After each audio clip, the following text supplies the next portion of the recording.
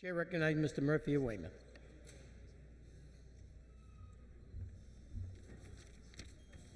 Thank you, Mr. Speaker. Through you to the members, I also rise in support of House Bill 4377. Mr. Speaker, under your leadership, we have undertaken important steps to change the future of energy production and consumption in the Commonwealth. We have not only passed landmark legislation expanding solar power and access to renewable energy, but we in this chamber had bipartisan support and passed the Global Warming Solutions Act. Both critical pieces of legislation for coastal communities like Weymouth and Hingham, whom I represent. Rising sea levels, long-term impacts of global warming, and rising utility costs have proven the importance of addressing the future energy needs of the Commonwealth. In addition to these bills, Mr. Speaker, today we embark on another area toward ensuring investment in renewable energies. As we discuss renewable energy, it is equally important to address the fact that Massachusetts ratepayers have seen large seasonal swings in their utility bills. This instability impacts everyone from hardworking families to business owners across the Commonwealth. It is clear to me that our constituents cannot and should not continue to sustain these large energy rate fluctuations. What's really remarkable to point out is that while ratepayers are seeing double-digit rate increases, they're also being told by some utility companies that the only relief will come from expanding natural gas pipelines.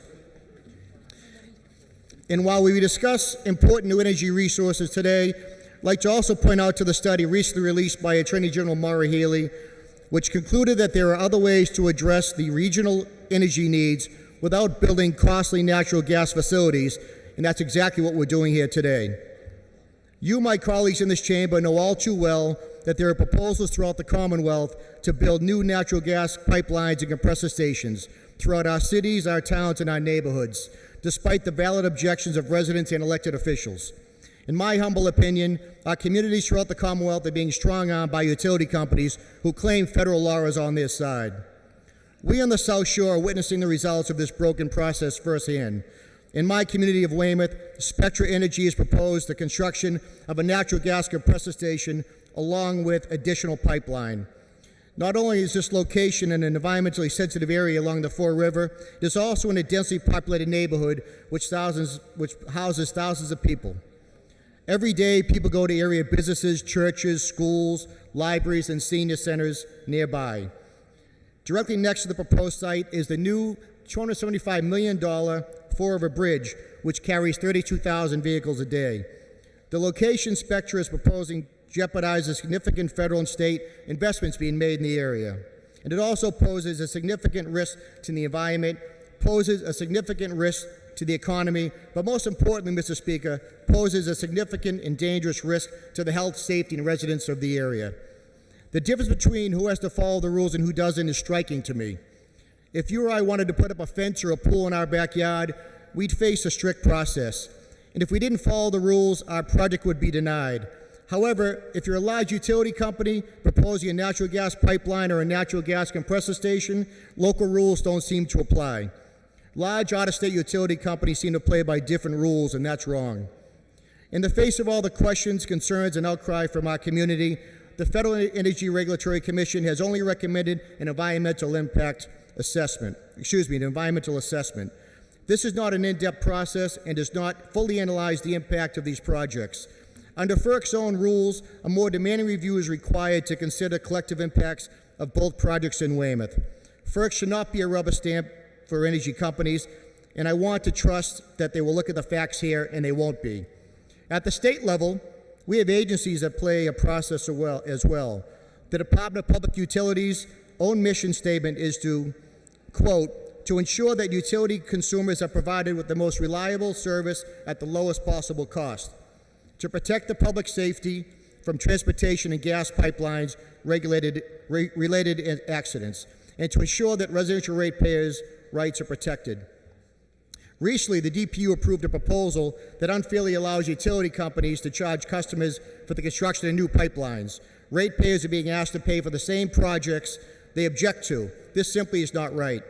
Recently, in this chamber, I joined over 100 of you, my colleagues, on a bipartisan letter opposing the rate funding scheme the utility companies are trying to impose, which is a testament to how many of us are being affected by the issue. We all understand this process is fundamentally flawed and is reminiscent of the legendary tale of the fox guarding the henhouse. I, along with the local, federal, and state officials, including my colleague and majority leader from Quincy, have asked the state regulators to conduct a fail-safe review of the North Weymouth compressor site proposal.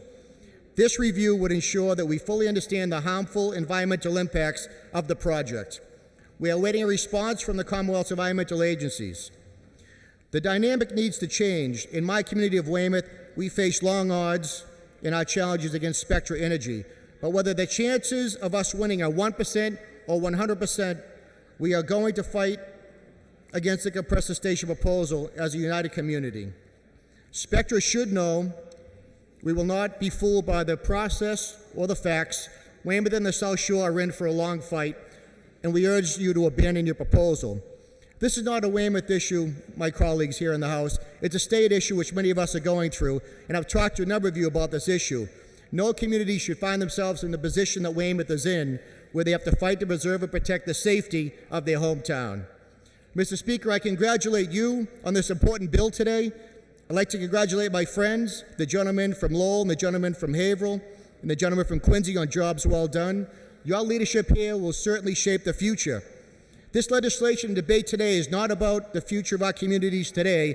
It's about 100 years from now. I look forward to continuing my work and discussion to ensure that Massachusetts energy is clean, affordable, and safe for all of our constituents. Thank you, Mr. Speaker.